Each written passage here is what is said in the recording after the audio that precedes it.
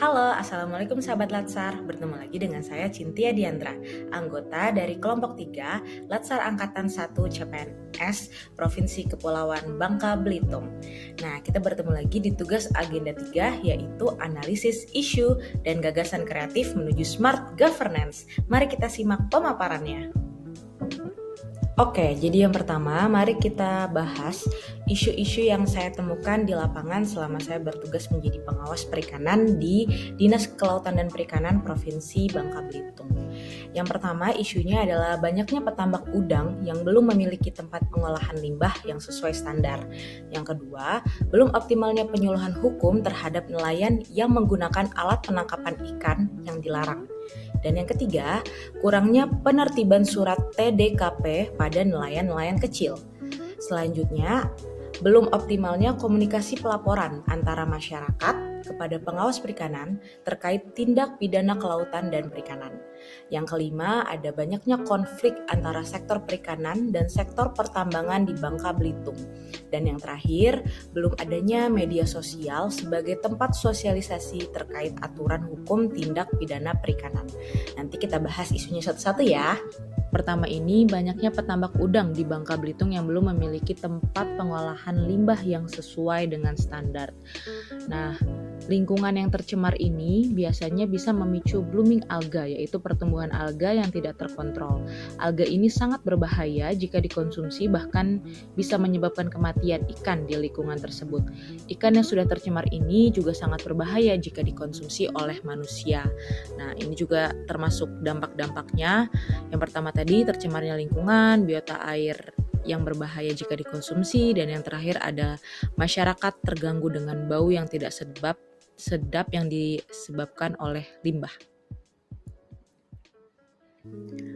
Langsung ke isu yang kedua, yaitu belum optimalnya penyuluhan hukum terhadap nelayan yang menggunakan alat penangkapan ikan yang dilarang. Nah, alat penangkapan ikan yang dilarang ini biasanya dilarang karena berpotensi merusak karang di dasar laut yang menjadi rumah bagi ribuan biota laut. Nah, jika rumah-rumah mereka rusak, otomatis perkembangbiakannya juga terganggu dan bisa menyebabkan kepunahan. Nah, alat tangkap ini juga biasanya mengeruk ikan dalam jumlah besar sehingga memicu adanya overfishing atau pengambilan ikan yang terlalu banyak di dalam satu lingkungan perairan. Dampaknya juga bisa merusak ekosistem laut, menghambat keberlanjutan sektor perikanan, memicu adanya overfishing, dan mematikan usaha nelayan kecil. Selanjutnya, isu yang ketiga itu ada kurangnya penertiban surat TDKP pada nelayan-nelayan kecil. Nah, dampak dari isu ini tidak terdatanya kapal-kapal kecil yang beroperasi, hasil tangkapan dan alat tangkap tidak terpantau, menyulitkan pengaturan lalu lintas perairan, dan yang terakhir berpotensi memperbesar peluang illegal fishing. Isu yang keempat ada belum optimalnya komunikasi pelaporan antara masyarakat kepada pengawas perikanan terkait tindak pidana kelautan dan perikanan. Nah, dampak dari isu ini bisa menyebabkan maraknya tindak pidana kelautan dan perikanan. Yang kedua, masyarakat dan pelaku usaha dirugikan jika terjadi tindak pidana. Dan yang terakhir, lingkungan dan keberlanjutan perikanan tidak terjaga. Ya, isu selanjutnya ada banyaknya konflik antara sektor perikanan dan sektor pertambangan di Bangka Belitung. Nah, dampak dari isu ini yang pertama merusak ekosistem laut, merusak penangkaran mangrove, dan yang ketiga mengganggu keharmonisan antar warga. Isu selanjutnya belum adanya media sosial sebagai tempat sosialisasi terkait aturan hukum dan tindak pidana perikanan. Dampaknya yang pertama kurangnya pengetahuan masyarakat terkait tindak pidana kelautan dan perikanan, maraknya tindak pidana kelautan dan perikanan yang tidak teratasi, dan yang terakhir terbatasnya kegiatan pengawasan.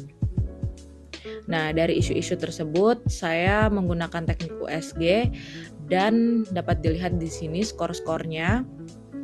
Dan yang menjadi peringkat pertama yang harus menjadi konsentrasi adalah belum optimalnya komunikasi pelaporan antara masyarakat kepada pengawas perikanan terkait tindak pidana kelautan dan perikanan. Nah, saya menggunakan metode fishbone untuk melihat faktor-faktor. Yang pertama dari measurement, belum semua pengaduan masyarakat tersampaikan dan terdata dengan baik. Dari manpower ada rasa acuh terhadap lingkungan sekitar, materialnya kurang sosialisasi kepada masyarakat terhadap tindak pidana perikanan. Dari mother nature-nya, masyarakat menganggap membuat laporan ada hal yang sulit. Manpower-nya tanggapan tidak ditindaklanjuti atau tindak lanjutnya kurang optimal. Dan yang terakhir metodenya komunikasi masih monoton dan tidak terdigitalisasi.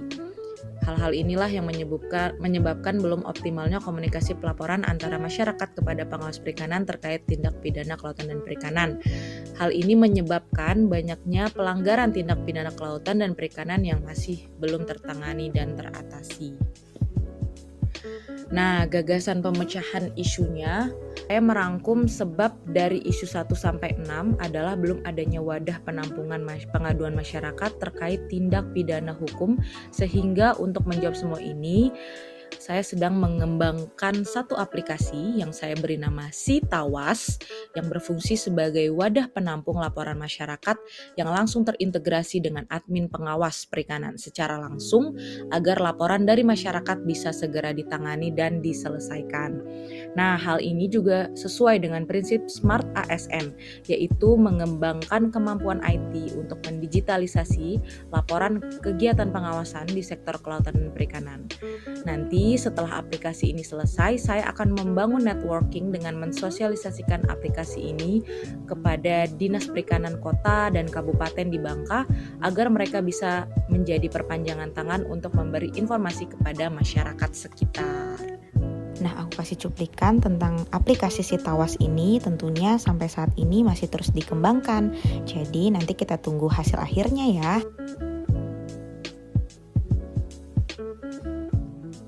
Thanks for watching semuanya.